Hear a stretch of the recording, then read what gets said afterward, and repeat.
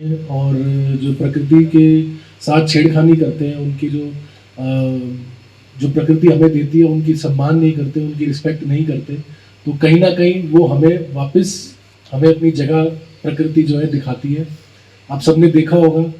कि कोविड जब आया था वो भी प्रकृति से छेड़छाड़ का ही एक नतीजा था। उसके अलावा जो एक ग्लोबल वार्मिंग हो रही है, गर्मी बढ़ती जा रही है, सर्दी कम हो रही है, बर्फ़ पिघल रही है हमारे पहाड़ों पर, हमारे जो समुद्र का लेवल बढ़ता जा रहा है।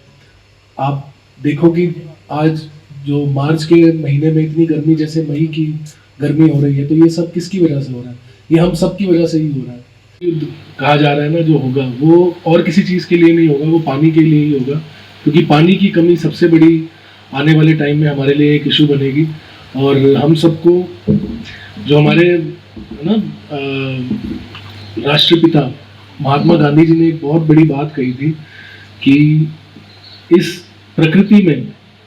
हर एक के लिए सब कुछ है, बस किसी की लालच के लिए कुछ नहीं है। तो हम इंसान जब लालची हो जाते हैं और जो प्रकृति के साथ छेड़खानी करते हैं, उनकी जो प्रकृति हमें देती है उनकी सम्मान नहीं करते, उनकी रिस्पेक्ट नहीं करते, तो कहीं ना कहीं वो हमें अपनी जगह प्रकृति जो है दिखाती है। आप सबने देखा होगा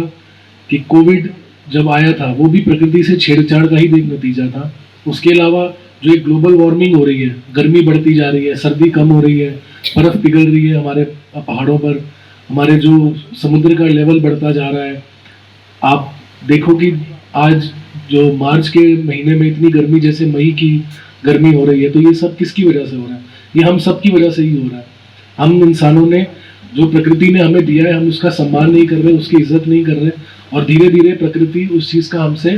जो है बदला ले रही है कि हम अगर अभी नहीं सुधरे, हम अगर अभी नहीं माने, तो आगे आने वाले टाइम में बहुत बड़ी बड़ी प्रॉब्लम्स का हमें सामना करना पड़ सकता है। हमें सेंट्रल गवर्नमेंट ने दी है, हमारा ये कर्तव्य बनता है कि हम लोग मिलकर इनके बारे में अपने परिवार को, दोस्तों को, सभी को इसके बारे में समझाएं, बताएं। पानी की एक एक बूंद बहुत कीमती है।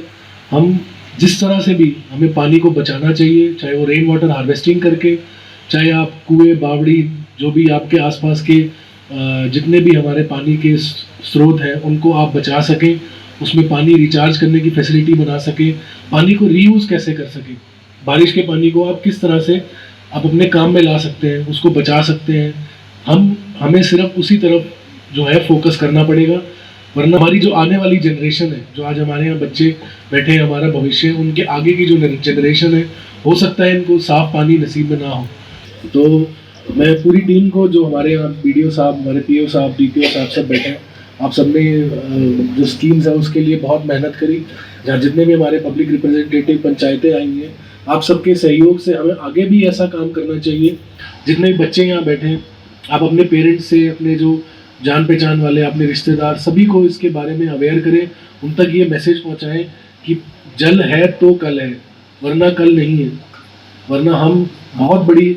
जो है संकट में आ सकते हैं अगर हमने जल को नहीं बचाया। तो एक बार फिर मैं सभी को यहाँ बहुत बहुत धन्यवाद करता हूँ, शुभकामनाएं देता हूँ, और आगे भी हम कोशिश करेंगे जो ये ऐसे प्रोजेक्ट्स हैं और सेंटर से, स्टेट से हम अपने ऊना ज़िला के लिए लाएं, क्योंकि ऊना ज़िला कहीं ना कहीं हमारे यहाँ इस डिस्ट्रिक्ट में पानी का जो है कहीं ना कहीं कुछ बाकी डिस्ट्रिक्ट से कंपैरेटिवली संकट की ओर हम ना बढ़े। हमें उसको ध्यान रखते हुए अभी से उसके ऊपर काम करना पड़ेगा, ताकि हमारे ऊना ज़िला में किसी तरह का पानी का आगे कोई संकट ना हो, और जो वाटर लेवल हमारा ग्राउंड लेवल कम हुआ है उसको हम कैसे रिचार्ज कर सकें। तो एक बार फिर आप सबको बहुत बहुत धन्यवाद और शुभकामनाएं।